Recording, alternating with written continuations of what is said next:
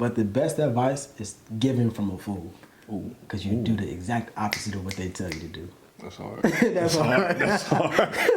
Hey, whatever they tell you, just be like, I'm going to do the exact opposite. Gotcha.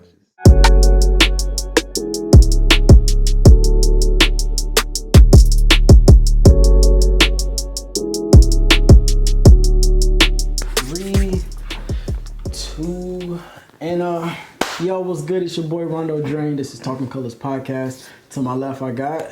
What's up with it? I'm Xavier Jones. I'm 22 years old. I'm in the Air Force.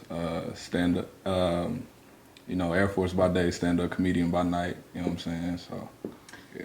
Yeah. So today we're gonna do a part 2 of the last episode, which was peer pressures and relationships. So I would just want to ask you, what would be your feedback for that part 1? Like while you was watching it, what was you thinking?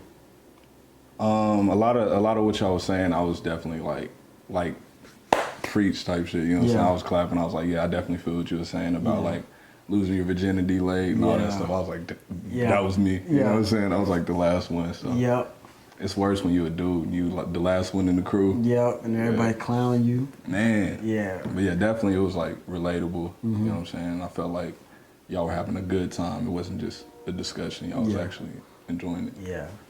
What do you think about the, what would you say is a peer pressure within black young men in our age group?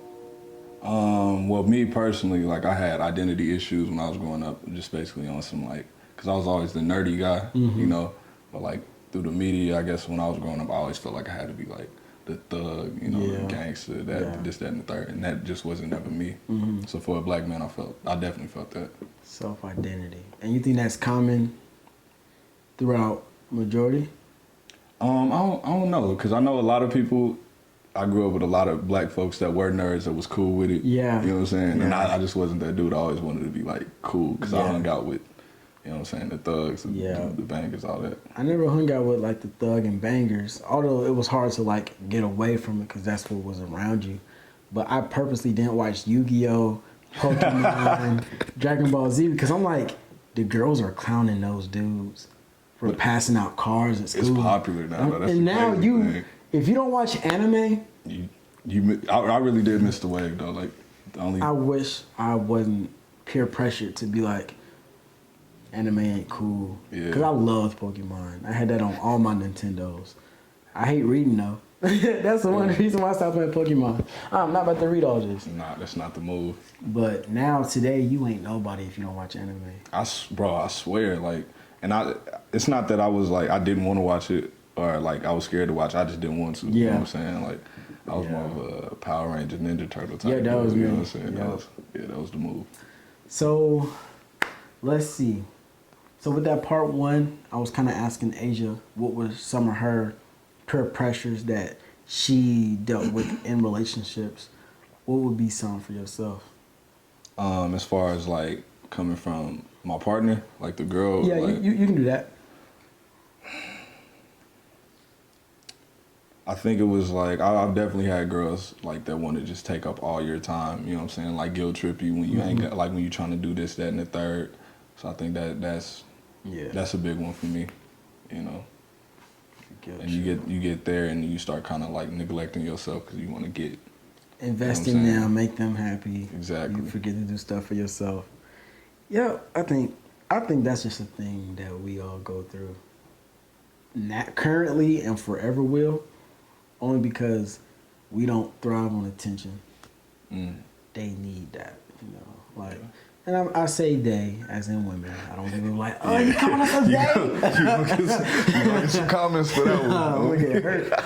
But more of just saying like women are emotional, and like that book, The 5 Love Languages. I think presence and attention is like the number one. What is some stuff that you notice in yourself that you do to your partner that make peer pressure? I ain't never thought of it like that. Yeah, because I was always, and I noticed it about myself, I was always one that like never really found my faults, you know what I'm saying? It was kind of hard. Yeah. But one thing I will say is like I kind of project, you know what I'm saying? So like I might project something that happened in the last relationship onto this one. And like carry over like insecurities and stuff like that. So that's one thing I definitely struggle with. You know what I'm saying? So was there anything that has the media ever swayed you to do something in your relationship that you would have never done yourself? Media? No, I don't really think so. I think my homeboys have. You know what I'm saying? How so? Like, like, I don't know, like, just a couple times, like, dudes be like, man, you shouldn't let her do this, you shouldn't let her do that. I wouldn't let my girl, you know what I'm saying? Yeah. So now you trying to be the tough guy around the homies. And Yeah. It's like, when she around? No. Okay. No. I think that's one thing. When, let's just say, me and my girl, we cool at the house, and you and the other boys come, and I'm telling her to do stuff as if I run stuff. Okay. You know what I mean? Like, you try to be the king of the house. Yeah. When in reality, y'all both 50-50. Yeah. Yeah, and she looking at you like, Negro, why are you fronting? Who mans is this? Right. You know what I'm saying? I think that's a peer pressure to front in front of your dudes like that.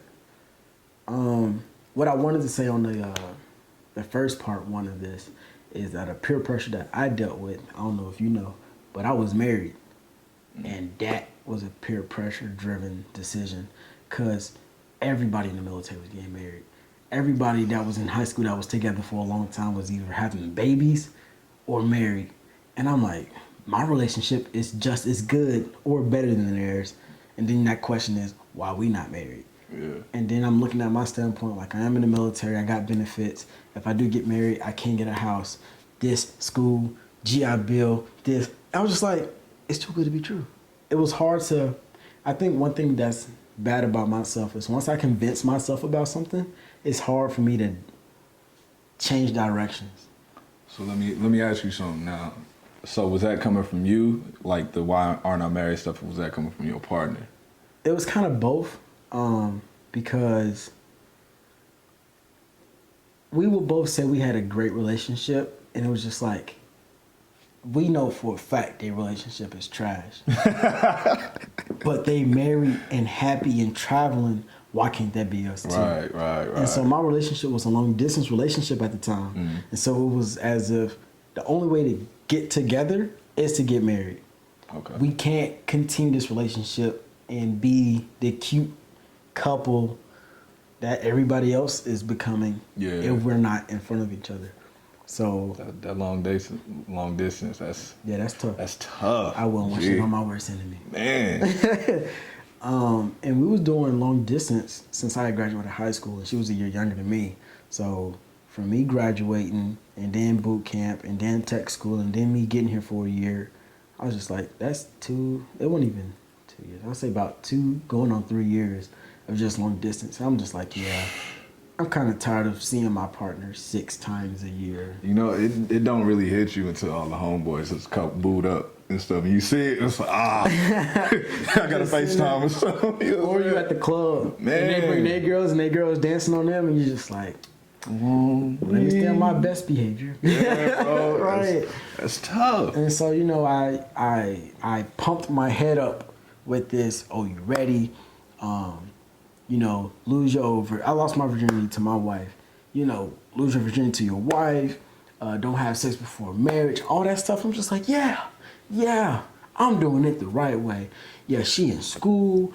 I'm in school. I'm making money. I'm flying. This.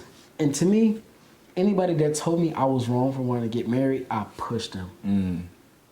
You're not for me. Because if you were with me, you would see this as a good thing. Me and my mom got in arguments, and she said, you know what? You grown. Be grown. I ain't gonna hold you, bro. Mama, like, as much as I don't like listening to her, bro, my mama ain't been wrong about it. When I tell you, parents, I don't want to say all parents, but I can tell you my parents are never wrong. Real life. Especially my dad. Like, I didn't grow up with my pops, and so, like, growing up, I was eerie, if that's the right word, to take his advice. Because I'm just like, guy that I really don't know is telling me how to live my life. He don't even know how I've been living to tell me how to live. But once I got out that mindset and I realized that me and him were the same people, it's just like the yin and yang. He the black, I'm the white. And He said, "I do great if I do the opposite of what he did." Yeah. And my dad is yet to be wrong. I mean, what is it? Smart men learn from their own mistakes. Wise men learn from the mistakes of others. And no cap. And not saying this is my dad or anything, but the best advice is given from a fool. Because you do the exact opposite of what they tell you to do. That's hard. That's hard. That's hard. Hey, whatever they tell you, just be like, I'm going to do the exact opposite. Gotcha. If that's how you did it and this is where you at, nah. Yep. But then when I got married, you know, I was peer pressured into, how do I say, I think my marriage was different from what I saw my parents and grandparents, only because we are in the military. My grandpa wakes up at 5:30, works 2 jobs, come home at 11:30. Of course, they get to sleep together, wake up together. Then on the weekends, he has the weekends off. Here, Uncle Sam say, get up, come here. Man. You got a piss test, 4 a.m. You got to fly back to back, this. And then, you know, we in Omaha, it was in the winter. So I'm gone. She driving her little Ford that's horrible in snow. She'll call me, babe, I'm stuck. I'm not even in the state. Having to call people, hey, can you check up on? And the foundation was just never there. Mm-hmm. But I had put this mask on, peer pressure. I think it was self-peer pressure. I didn't want people to see that I was cracking. And then I got to that point to where I just snapped. And I just like, this ain't it. This ain't it. And I didn't want to, the marriage could have continued, but it would have continued like that. And it wasn't doing no justice for either one of us. And I was just like, I think I'm going to have to be the one to bite the bullet. You had to rip the Band-Aid off. Had to. And I think right now, I don't know. People ask me like, where are you? Are you in a better place or worse place from it? I would say I'm in a better place, but with a weight. Because like anything I ever signed, we'll have to say divorced. You know, that's like tough. That's the thing you don't get to let go. Yeah. You know, but ask me if I'm gonna get peer pressure into that again. No, sirree, but you know, like I'm glad it happened because it answered a lot of questions. My biggest question was, when do you know when you're ready for marriage? If you already love the person you're with. And, you know, my mom will always say, just pray to God. And I kind of hate when elders throw that God, like, that's the trump card, you know what I'm saying? And I'm just like, that isn't what I'm looking for. But in my depiction, I feel like people serve different gods. You can be a Christian. Your God might be different than my God. My God might be on the throne. Yours might be sitting, laying back on some clouds. Right. Everybody got like a different God they serve. Be careful when people say they believe in God, quote unquote. Which one? You know, who's your God? My God is a fair and justice God. He knows my heart. And so when I would ask him about this, all I got was this from God. I'm like, do you hear me?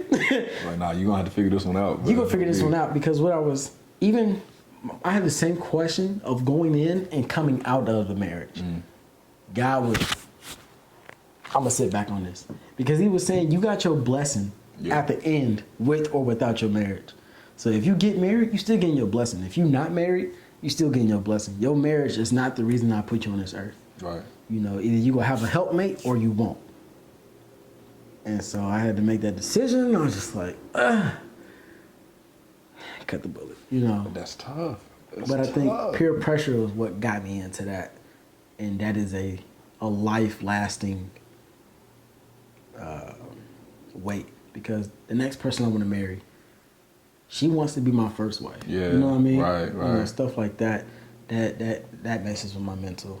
But I just think it's one of the things to where if you date somebody that's in the military and then you say that, they'll be like, everybody been married in the military. Yeah. You can't put on staff until you get married with 2 kids, you know. You got to put that on your EP. Right, put that on your EP. Divorce. NCO of the year. But what would you say has probably been your biggest peer pressure? It doesn't have to be relationship, but a peer pressure that got you where you are or is still affecting you today. Like probably joining the military, like just what was a decision that was not solely yours? I mean, it has to do with joining the military, but not really. It's just basically like I'm from Lawton, Oklahoma, and anybody who knows this city, we were voted the 4th worst city in America. You know what I'm saying? Everybody from there says it's like a black hole. I went to school for a year, left there, and came back, and I was just saying like I was becoming like one of those people that I just didn't really want to be like. You know what I'm saying? Like I see other people, I'm like, he's gonna get stuck here. He's not gonna this, that, and the third. And then eventually I just kind of snapped and I was like, no, I gotta go. You know, I went to the recruiting office. You know, I was gone like 2 months later. So would you say the peer pressure could have sucked you in and you like made that decision before? Yeah. Okay. I just knew what I didn't want to be. Yeah. You know what I'm saying? And I felt myself like becoming that. Yeah. And that's a good thing you said. When people ask, like me, I do art and stuff. And somebody might say, I want this. They may not even say that. They may say, I got this idea. Just do your magic, Rondo. I don't ask them, what do you want? I ask them, what don't you want? Because that'll make it a whole lot easier. And I think people got to look at their life and be like, where do you not want to be in life? Right. You figure that out first, you've cut out a lot of headache. I don't want to be broke. I don't want to be this without a car, this without a job, this with kids that can't eat every day. Okay, well, bet you know what you don't want to do. Exactly. Now we can work with what you can do.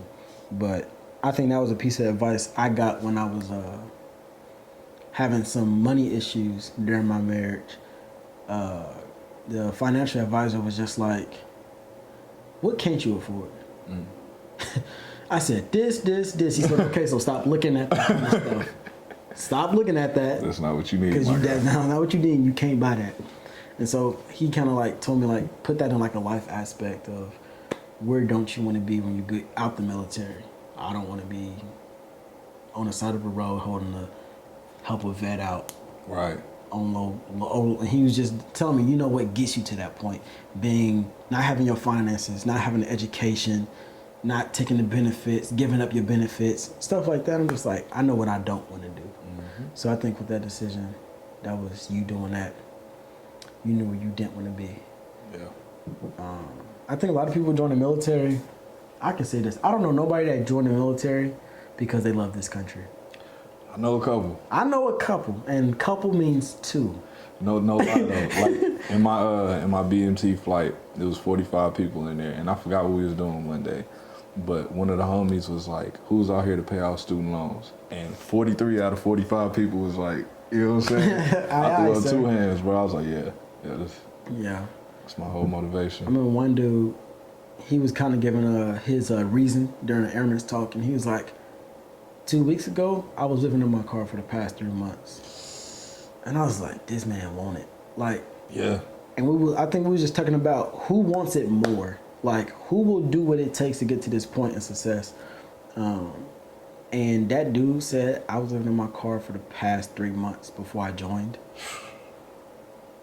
That's low. Yeah. That's low. That's low. But I bet he probably had the best attitude all throughout basic. I'm telling you, that boy was running like it was his last lap. I got a bed, you know what I'm saying? I got a bed. Right. I get 3 meals a day. Yeah. Oh, they paying me for school. Can't get better than this. At all. And I can say one more thing. It's kind of, I think we kind of veered off the peer pressure only because number one kind of like really talked about it. I think this is kind of like a wrap up. But I was in Oregon this past weekend, and one of the coaches was like, who in here, he said, raise your hand high as you can if you want success. You know, everybody raise their hand. In my mind, I'm thinking, I want to stand up. I didn't. Why? The peer pressure of the room. Because you didn't want to be. I didn't want to be that guy that stood up because nobody else stood up. And at the end, he looked around and he was like, I'm surprised nobody stood up and raised their hand. And if somebody did, I'm surprised you didn't jump out this roof. And I thought to myself, I didn't do myself any honor by sitting down because the comfort in the room. You got to be uncomfortable to get where you want to be in life. Real life. And let's just say we got 6 dudes right here. just because y'all don't want to make that step of faith doesn't mean I got to sit back and sit here with y'all. Because that's how people sit in that complacency and, dang, bro, the last enlistment just went by because we ain't do nothing. Right. Nobody wanted the PCS because everybody was scared to go somewhere and leave the group. Nobody wanted to get that new job. Nobody wanted to go get this new assignment. Nobody wanted to deploy to this location. When you don't set yourself apart from others, you will not stand out. And when he said it, I know he was just saying it, talk to a class, but it hit me. I'm just like, I told myself to stand up. What would he have said if I stood up? You know, and I'm just like, now I feel like my character is judged because I didn't, you know. And so... by yourself because you know what you really wanted. But right. that, I definitely feel that because like in high school, like I played football and I loved football, but I really like wanted to do like the theater, you know, like the artsy type stuff. Yeah. And I wish I would have, but none of the homies was on that. Yeah. And that's how I was feeling about comedy at first. Like I didn't want to get up there, not because I didn't think I was funny, but it was like the homies might think it's like corny. Yeah. You know what I'm saying? This, that, and the third. But like, I definitely, once I got up there, bro, I fell in love with that mic in the stage. Like, and I got a question. Those homies, where they at right now? Where them homies at right now? They at the crib, Yeah. With how much experience, with how much money, with how much credit built, with how much just, you already know what your next year gonna look like. Yeah. They living day by day, check by check. Although we probably living check by check, but we know we gotta check every first and 15th. You know what I'm saying? Uncle Sam started mine every. Right. You know what I'm saying? For the next 3 years, every 1st and 15th. I need to calculate how many more paychecks I got till I get out, cause I'm gonna just start stacking. But yeah, but what else would you say? Peer pressure can affect you. Just living every day. Like it could be work, dieting, working out, self-esteem. What would you have to say to somebody that's just listening? I will say peer pressure is going to affect you. You know what I'm saying? Like no matter who you are. So I think what I found most important is surrounding yourself with people who have positive peer pressure. You know what I'm saying? Like when I was in tech school, I had a roommate. The reason I got back in the gym so heavy is because me and him would get up at 4:30 every morning and go work out before class, and we held each other accountable. Yep, that's the right word right dang, there. I don't want to, you know what I'm saying? I don't want to disappoint him. He don't want to disappoint me, so we in there every morning. And then like now my roommates say like if I don't go to a comedy show every like at least once a week, they owe me. You know what I'm saying? What's like up? That and the third. Yeah. So yeah, definitely just 50 Cent said it. He was like, you gonna get as successful as the people you talk to for no reason. Yeah, that make a lot of sense. Yeah. So definitely just the people you surround yourself with, make sure, you know what I'm saying, they got something they striving for and they want the best for you too. Yeah. One thing I could leave people off with is,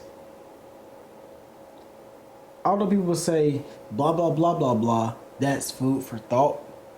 But I'm not saying in that as a label, but literally eat food for thought. Don't do anything that's not productive. Like, we sitting here right now in my living room being productive. Right. How many of you and your roommates, y'all chill in the living room and talk all day, but if one of y'all picked up something just like, yo, this is productive, every time we sit in this room, we go do this. We go put $5 in this jar every time we say a word. Just using a certain word. Oh, okay. You know, a swearing jar. Yeah. You know, or sometimes somebody do something being productive, but let's say a year go by, y'all done saved $1,000 because y'all cussed. All right. And who knows what would have happened. But when it comes to working out, how do I say working out? You can work out in your room.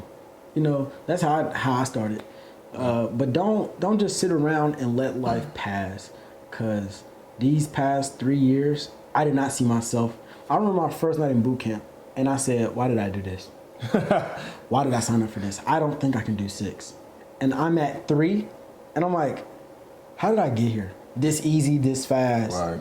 And all I got is another 3? Oh my gosh. Next year, I really got to do more, because I told myself I was going to do more last year, and I didn't do as much this year. And so every second counts. It's going to fly by. My biggest fear is getting old. And I know old is a mindset.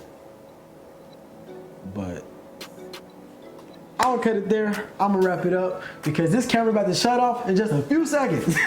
But shoot, hey, I'm Rondo Draine. This is Talking Colors Podcast. And I got Xavier Jones, you know what I'm saying? X2 Fully on Instagram. He'll put it in there somewhere. Yeah, I got it in the description. Follow your boy. And I appreciate y'all for listening. This is a video. Sorry we had to do an abrupt ending, but hey, that's it, my dog. You did?